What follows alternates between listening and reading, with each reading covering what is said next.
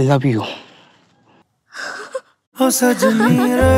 এবছর ভারত থেকে অস্কারের জন্য পাঠানো হচ্ছে অভিনেতা কিরণ রাও পরিচালিত বহুল আলোচিত ছবি লাপাতা লেডিস।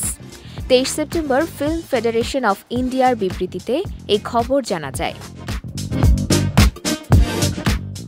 জানা গেছে 29টি সেরা বাছাই ছবির মধ্যে থেকে আমির খানের সাবেক এই পত্নীর ছবিটিকে বেছে নিয়েছে ভারতীয় ফিল্ম ফেডারেশন।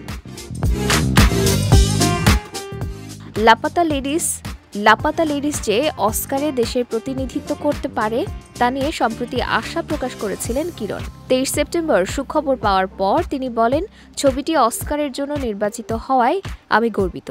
এই সম্মান আমাদের গোটা দলের নিরলস পরিশ্রমের ফলাফল। আশা করি ভারতের মতোই একইভাবে সারা বিশ্বের দর্শকের মনে ছবিটি জায়গা করে নেবে। 2024 মার্চে মুক্তি পায় কিরণ রাও পরিচালিত ছবি লাপাতা লেডিস। ছবিটি দর্শক ও সমালোচক মহলে প্রশংসা কুড়িয়েছে। এই ছবির প্রেক্ষাপট নারী ক্ষমতায়ন। ছবিটির চিত্রনাট্যকার পশ্চিম বাংলার বিপ্লব গোস্বামী। লাপাতা লেডিস 2001 সালের প্রেক্ষাপটে গ্রামীণ ভারতের দুই নারীর এক হৃদয়গ্রাহী গল্প, যারা দুর্ঘটনাক্রমে ট্রেনে করে যাওয়ার সময় অদল বদল হয়ে যায়। ছবিটি প্রযোজনা করেছে রাওয়ের কিনলিং প্রোডাকশনস এবং আমির খান প্রোডাকশন।